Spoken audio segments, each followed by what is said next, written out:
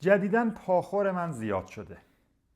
دخترای رنگارنگ میان بهم پیغام میدن، زنگ میزنن، تلگرام، واتساپ، دختر خارجی، دختر ایرانی جدیدن و همینجور داره پیغاما میاد.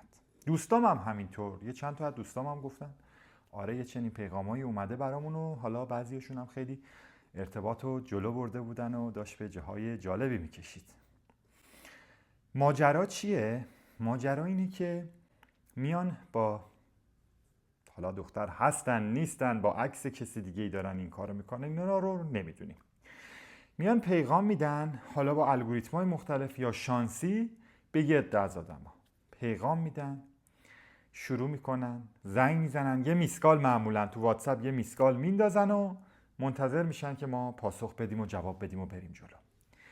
زنگ میزنن یا پیغام میدن، سلام چطوری؟ خارجی پیغام داده بود، آره من دوست دارم بیام ایرانو ببینم، چجوری اوضاع فلان، من سفر میکنم همیشه. و بعد دیگه میرید و هفته ها باهاش دوست میشید و انگلیسی ترنسلیت میکنید و ارتباط برقرار میکنید. یا مدل ایرانیش که الان دیگه جدیدن هم دارن یاد میگیرن، با شماره های ایران و چهره های ایرانی زیبا و پیغام و پسخوم شروع میشه و کار جلو میره.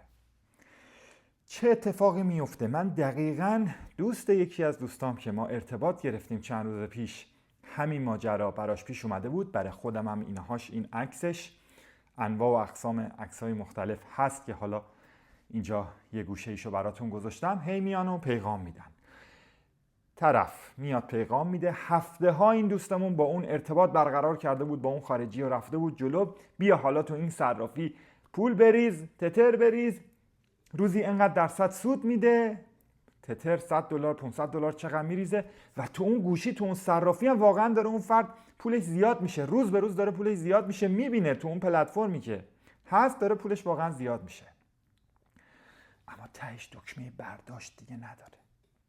یعنی هر چی میزنی کار نمیکنه، یا اینکه با پولای کوچیک کار میکنه تا شما تشویق شید پولای بزرگتر بریزید. مثلا $100 میریزه، میگه امروز $10 سود کردی، 10% تو یه روز، واو بریم بیشتر بریزیم، بیشتر $2,000 میریزی، کل پولتو میخوره. پس مراقب باشید، به دوستاتون بگید مراقب باشن، خودتون مراقب باشید. این اتفاقا برای هر کدوممون ممکنه پیش بیاد. نه نرم افزار نصب کنید، نه به این تصاویر توجه کنید، همشون کلاهبردارین. مراقب باشید داراییتون رو براش زحمت کشیدید به دست آوردید، گول این چیزا رو نخورید.